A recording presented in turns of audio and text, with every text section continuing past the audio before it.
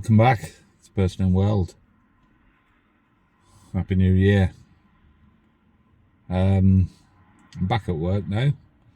I've decided to do a little video of a hotel that's been pretty much closed for several years now.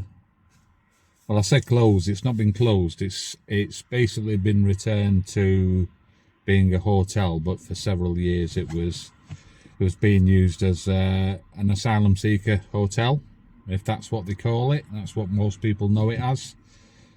Basically, the government taken over various hotels over the last few years and still have plenty of them out there.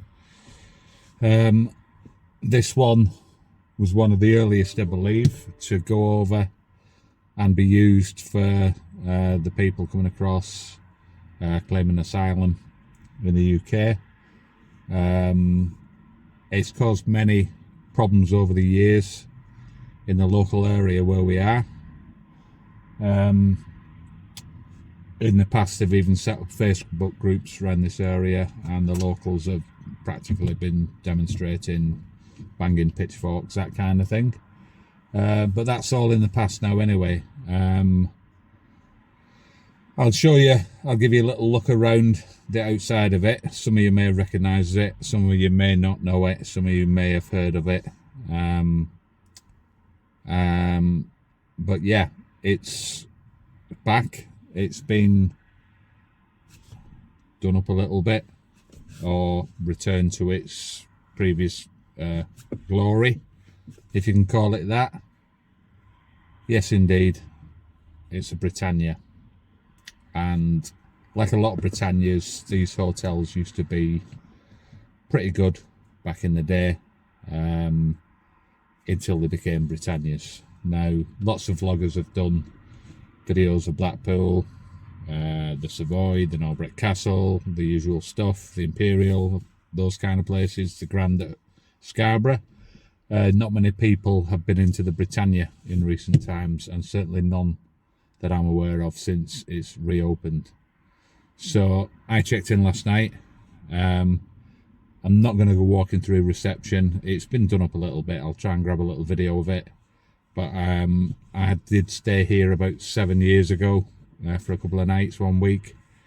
So I was interested. I'm in the area, and I'm interested in seeing whether doing it up a little bit has made any difference to it, if it's made it better than it was before. But I'm going to show you the inside of the room in a bit.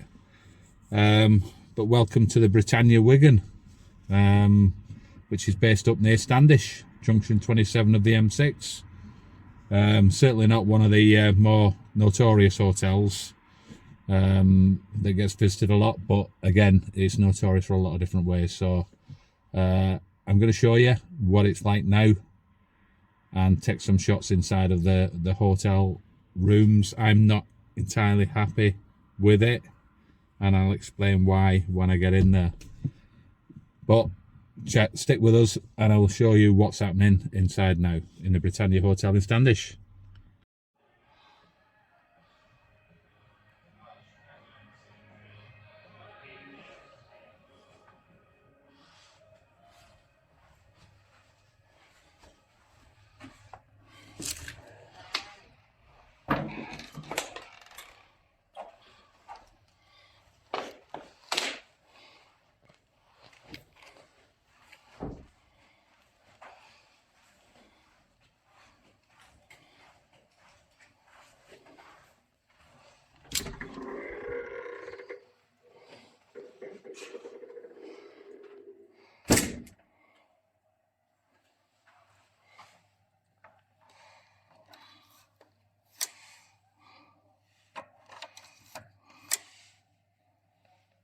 Looks like the key card has run out after one night belting. It's been around for a couple of nights.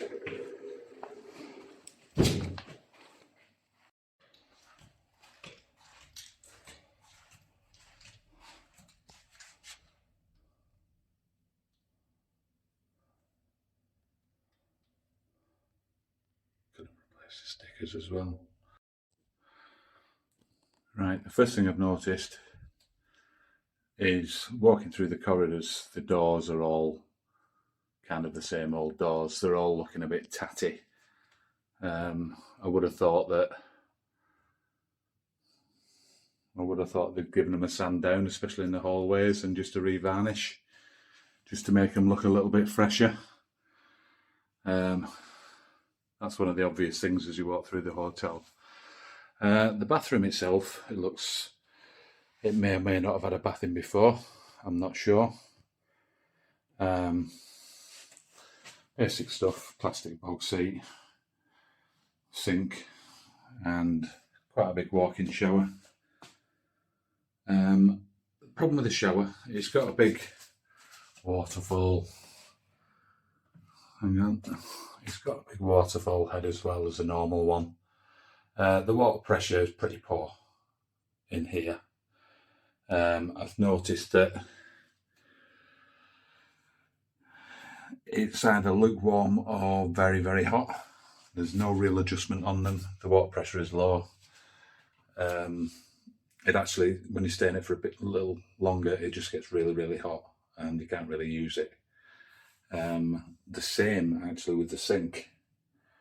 The sink itself, the taps, the cold water tap. If I run that now, seems okay, pressure's fine, but it's warm water. I was brushing my teeth in warm water this morning. There's no way of getting it any cooler. It's either warm water or hot water. Don't know why they do that. The room itself, I did book a double room, but they put me in a family room. Old picture frames again. I'm not sure about sideboards and things like that, or actual beds, whether they've been renewed. You know, it's the queen size bed. Now, one thing I had when I came here last time, several years ago, was a really uncomfortable bed. The bed I had, it was that uncomfortable, that hard. I had a single bed in my van, which is for use in emergencies only if I get stuck somewhere. I had to blow up a single air bed to be able to sleep on the mattress. So I did say to the receptionist yesterday, have you changed all the mattresses? She went, yes. I personally lugged a lot of them out myself, so fine. I don't know what mattresses they had, but I did wonder, having been on the bed yesterday, it felt quite hard again, so it's all quite wrapped up. It's got a mattress protector on it, but I did notice at least that the mattress was relatively new and clean. However, it's one of those old mattresses that you get with springs in it. You know, the really old style, cheapo spring mattresses. Not really suitable for today's modern hotel rooms. I know it's the Britannia, but they could have at least made the effort to put something a little bit better on. So yeah, surprisingly, it was actually quite comfortable. Radiator's nice and warm. I slept in this one. Obviously, it's a big queen size bed, but unfortunately, you have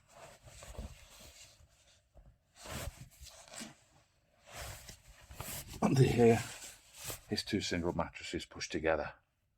Obviously, they swap and change them around as they need them, sort of thing. So it's the same old rubbishy mattress, not a sprung divan base. It's a solid wooden base. Pretty tatty, but it was surprisingly reasonably comfortable. But I'm used to a lot more. I stay in budget hotels quite a lot of the time, but I'm used to the mattresses being of at least a basic standard. These ones don't appear to be. There's a lot of surface trunking going on, that sort of thing, lights and plug sockets. You generally tend to trunk when the walls there's a problem with the walls. Same over here, so they brought power out They surface mounted it rather than, there's probably something wrong with the original electrics. It is a relatively old hotel, but you don't often see that.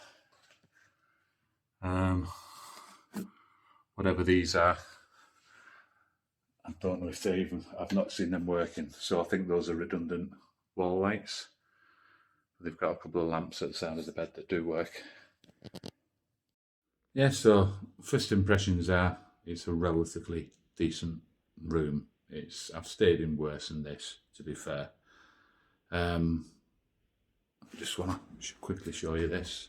TV is of the Veltec variety, which again is going to be super budget, I would imagine. But yeah, it's a big enough TV, 50-inch TV sort of thing. But the problem with this hotel is it's had such a reputation for many years now, because it was given over to the government contracts to house asylum seekers and whatnot. Like a lot of hotels, they cancel weddings, cancel functions, cancel bookings, sacked staff, that kind of thing. I know there's another Britannia Hotel up in Aviemore, in northern Scotland, that actually did that as well. A lot of living staff had to sort of move away from the area. But again, the reputation is a bit in tatters, and I know that a lot of the local people will still refuse to use this hotel for meals or anything remotely like that, or bookings, or christenings, or 21st birthday parties, or wedding receptions. They just won't use it. The locals will, they will boycott this for a long time. I wish that Britannia would have invested a little bit more money in making the rooms look a little bit nicer, because at the end of the day, you can still charge for people driving around the country. We will still stay here. Other people who are not aware of it will just book in as a random hotel, not know anything of the history.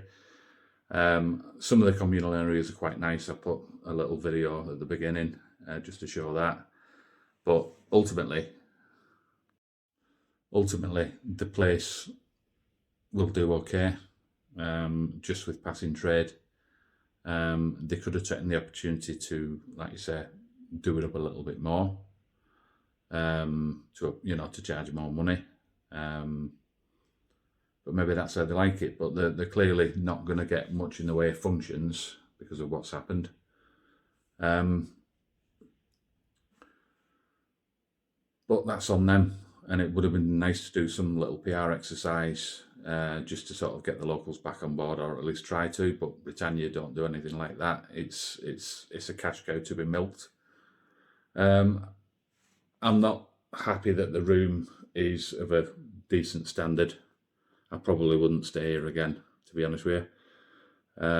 It could have been a lot better, and should have been a lot better, considering they would have been banking probably £1-2 million a year without even having to run it as a business. I know other hotels of a similar ilk where they do get at least £2 million a year, some more, some less. But it would have been better had they reinvested some of that money. But Britannia don't really invest in stuff. It's not like it's a big hotel in Blackpool where it's 150, 200 rooms. It's Victorian. This place is probably 50, 60 years old. It's a lot more modern. It wouldn't have taken an awful lot to bring it up to standard a bit more. But Britannia, they're not a great company, are they? Let's face it. A lot of us have stayed in these places. It's probably better than most, and it's a decent location for the M6. But having said that, it'll probably survive. But all its conference facilities and bars and restaurants and things like that probably won't do anything as a result, and it'll just go to rack and ruin like a lot of other places, which is sad. But anyway, I just thought I'd show you the Britannia at Wigan, which is in Standish. It's okay, but it's like a lot of them, it's okay, but it's not going to pull up any trees. Thank you for watching. I'll see you next time.